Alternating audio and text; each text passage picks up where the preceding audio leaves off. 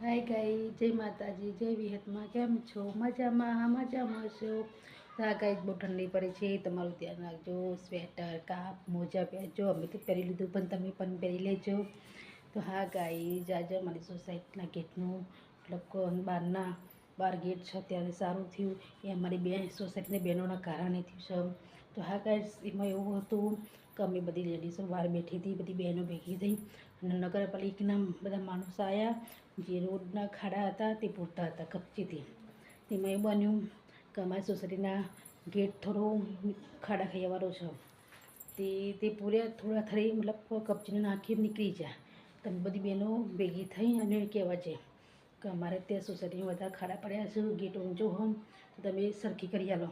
તમારી વાત માની નહીં ગાઈશ, એ અમારાથી પલટી લીધી, મતલબ કે ભાગવા નીકળ્યા. ત્યારે અમારી સોસાયટી બે બહેનો બોલી કે તમારા હમણાં ઊંચા જે માણસ હોય ઉદ્યોગપતિ મતલબ કે જે એમને તમે નંબર આલો.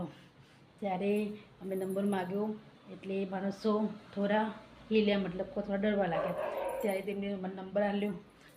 પછી થોડી વાર પતત નતા તમે સોસાયટીમાં આવી બધી બહેનો પાછી વાતો મળી. ત્યારે તે પાછા આવીને પાછા કહેવા માંડ્યા કે ચલો અમે આવ્યા છીએ તો એ બહાર નીકળ કે એટલું કીધું તમારે કામ કરવું છે. તે અમે બધા પાછા બહાર ગયા. બહાર ગઈ અને સરખું કરાવ્યું. ત્યારે કપચી નાખી કમ્પ્લીટ કરાવ્યું. એ બધી બહેનોને ભેગી થઈને કરાવી છે. તો હા ગાઈસ, એનો કહેવા મતલબ છે બોલે તો ભૂલ ભેકાય, ના બોલે તો કંઈ નહીં. કહેવત સાચી છે ગાઈસ.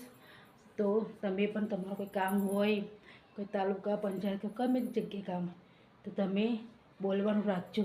બોલશો તો તમારું કામ થશે ફરજિયાત. નહીં બોલો તો તમારું કામ નહીં થાય.